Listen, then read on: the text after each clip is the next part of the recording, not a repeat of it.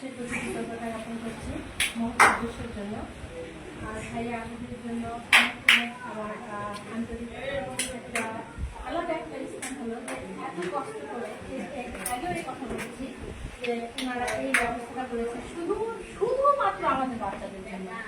আর এই যে দৈনন্দিন কার্যক্রমটা একটা প্রতিবন্ধী বা বিশেষ চাহিদা সম্পূর্ণ বাচ্চাদের জন্য যে কতটা গুরুত্বপূর্ণ এটা আমাদেরকে বুঝতে হবে, বিশেষ করে আমাদের যে অভিভাবকরা এখানে এসেছেন তাদেরকে বুঝতে হবে। আমরা আজকে আসলাম, ভাইয়া আপুরা বললো, শুনলাম, বাড়িতে গেলাম, আবার সে ঘাস গেল কোথায়, ওর পিছনে ঘাস কাটতে হবে, একে পানি দিতে হবে, ওকে পানি দিতে হবে, আর আমার বাচ্চাটাকে বসে রেখেছি, বসেই আছে, কারণ তো বলতেইছে না আমার ক্ষুধা লাগছে। তাই যে যে বলতেছে তাকেও কিনে ভাবছি, আমার বাচ্চাটা কিনে ভাবছি না। কোন বাচ্চাটা? আমার বিশেষ যে বাচ্চা তাকে নিয়ে ভাবছি না, যেহেতু ক্ষুধা লাগলে বলতে পারে। তারপরে ওকে খাওয়ানোর জন্য আমাকে আলাদা 1 ঘন্টা সময় বের করতে হবে, বা আমাকে অনেকগুলো কাজ করতে হবে। এই চিন্তাগুলো থেকে আপনারা দয়া করে বের হয়ে আসবে। ওরা হচ্ছে একটা রুটিনের মধ্যে থাকতে চায়। সব এই বাচ্চাদের একটা বিশেষই ধরনই হচ্ছে তারা একটা রুটিনের মধ্যে থাকতে চায়। আর এতক্ষণে যে ভাইয়া আপুরা যেটা বোঝানোর চেষ্টা করলো ঠিক এটাই যে তাদেরকে রুটিন মাফিক তাদেরকে চলাতে হবে বা শেখাতে হবে, তাহলে তারা বুঝে যাবে তাদের কার্যক্রমগুলো কিভাবে তাদের চলতে হবে।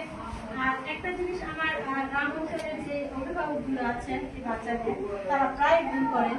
আজকেও আসেনি, আমি ফোন দিয়েছিলাম একজনকে। উনি মনে করেন যে উনি সারা জীবন বাঁচবেন। ওই মাটা বারবার মনে করেন, পান্নার মা, হয়তো আপনি ওনাকে চিনবেন, ওনার অনেক বয়স হয়েছে, কিন্তু উনি ভুলে যান যে উনি সারা জীবন বাঁচবেন না। উনি মারা যাওয়ার পরে বাচ্চাটাকে কে দেখাবে? আমি যখন সুইট বাংলাদেশের বিএসএফ কোর্স শেষ করতে গিয়েছিলাম, সেখানে দেখেছি যে আপনার ফুফু আসছে, মানে এইরকম বাচ্চা ফুফু আসছে, অথবা দেখা যাচ্ছে খালা আসছে। তো কেন? তো ওর আম্মা চাকরি করে, অথবা ওর আম্মা একা পারে না, মাঝে মধ্যে আমাদেরও বাচ্চাটাকে দেখভাল করতে হয়, সেক্ষেত্রে কেন পারে না? এনারা এত দূর থেকে আসছে শুধু আপনার বাচ্চাকে চিন্তা করি। এত মহৎ কাজ পৃথিবীতে আর কিছু হতে পারে? আমার জানি না, আপনাদের এখন আছে কিনা।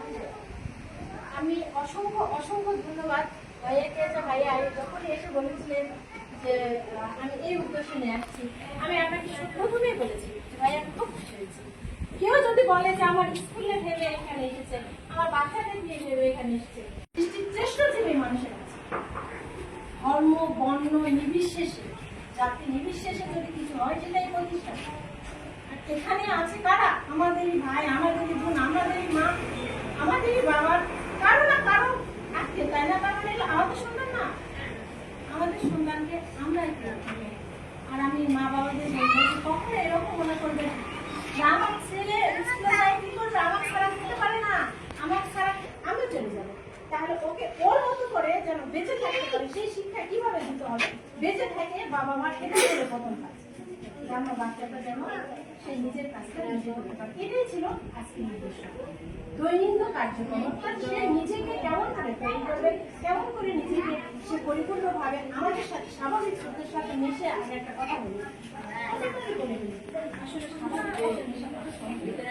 অনেকগুলো ধাপ আছে, অনেকগুলো বোঝায় আছে, যেগুলোতে শেষ করার পরে আমরা অনেক ক্ষুধার্ত, সবাই অনেক হয়েছে।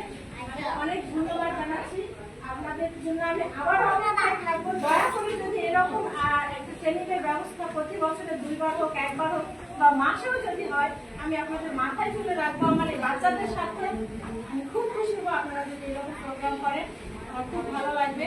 আর আপনাদের প্রতি রিকোয়েস্ট করছি, নিজের বাচ্চাকে অবশ্যই যত্ন নেন এবং ভালোভাবে নেন, স্কুলমুখী করেন, এইটুকুই আমার আপনাদের কাছে চাওয়া। আমি আর কথা বাড়াবো না। আপনাদের সবার জন্য দুপুরের খাবারের ব্যবস্থা করা আছে, সেটাও কারিগর যথেষ্ট ভালো করেছেন। এই সংস্থাটাতে এতটা কাজ করে ভাইয়া অনেকগুলো দিকটার কথা বলেছে যে এখানে বিভিন্ন সহায়ক উপকরণগুলোও কিন্তু দেওয়া হয়ে থাকে। তো আপনারা যে জিনিসগুলো যদি না জানেন তাহলে এগুলো কিন্তু আপনারা সংগ্রহ করতে পারবেন না। যেমন বললেন যে অনেকে মাথা বড় হয়, জিভে বাটা কাটা থাকে, চোখ একটু টেরা থাকে, এরকম অনেকের সমস্যাগুলো হয়। এগুলো যদি আপনি গাইড না জানেন কোথায় যাবেন? এই যে গাইড আপনার সাথে চলে আসছে, তো আপনারা অবশ্যই এই বিষয়গুলো কেয়ারফুল হবেন এবং সচেতন হবেন, তাহলেই গাড়ি আসছে উদ্দেশ্য আর ভাইয়াদের যে বক্তব্য সব সফল। আমি এই প্রত্যাশা ব্যক্ত রেখে, আপনাদের থেকে আশা ব্যক্ত রেখে আমি আজকে বক্তব্য শেষ করছি।